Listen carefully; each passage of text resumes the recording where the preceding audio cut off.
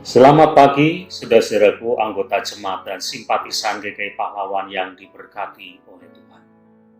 Hari demi hari, hidup kita disertai oleh Tuhan. Dan Tuhan mengatakan tidak pernah sekejap pun Ia meninggalkan kita. Kesadaran ini seharusnya membuat kita terus menaruh pengharapan hidup kita hanya kepada Tuhan. Saudara, kalau kita menderita sakit, badan kita sakit, entah itu sakit yang ringan atau bahkan sakit yang berat, tentu itu membuat hidup kita akan begitu terganggu. Kita merasa tidak nyaman, tubuh kita sakit, tubuh kita menjadi lemah, kita tidak bisa melakukan berbagai aktivitas, kita menjadi orang-orang yang kehilangan kekuatan rasanya dalam hidup kita. Rasa sakit menimbulkan ketidaknyamanan yang membuat hidup kita rasanya tidak enak dan menjadi terganggu. Bahkan seringkali juga kita menjadi khawatir dengan sakit yang kita alami. Nah, karena itu kemudian kita berjuang, berusaha untuk sembuh dari sakit tubuh yang kita alami. Kita istirahat, kita minum obat, kita berobat pada dokter tertentu, bahkan ada yang sampai ke luar negeri supaya dia bisa sembuh tubuhnya dari rasa sakit. Ini adalah sesuatu yang kita lakukan. Namun saudara, sekarang kita merenung. Bagaimana kalau yang sakit itu adalah iman kita, kehidupan rohani kita? Ketika tubuh fisik kita sakit, kita begitu susah dan kita ingin segera sembuh dari sakit itu.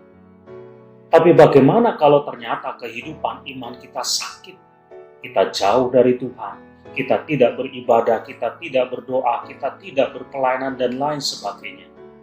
Apakah kita juga merasakan ketidaknyamanan dalam kehidupan kita karena sakit rohani yang kita alami? Berapa banyak orang yang ketika dia mengalami sakit secara fisik, ingin segera sembuh dan berupaya sedapat mungkin, semaksimal mungkin untuk sembuh.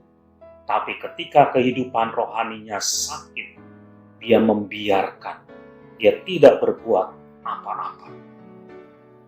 Saudara, di dalam Injil Markus pasal yang kedua, ada kisah ketika Tuhan Yesus menyembuhkan seorang yang sakit lumpuh.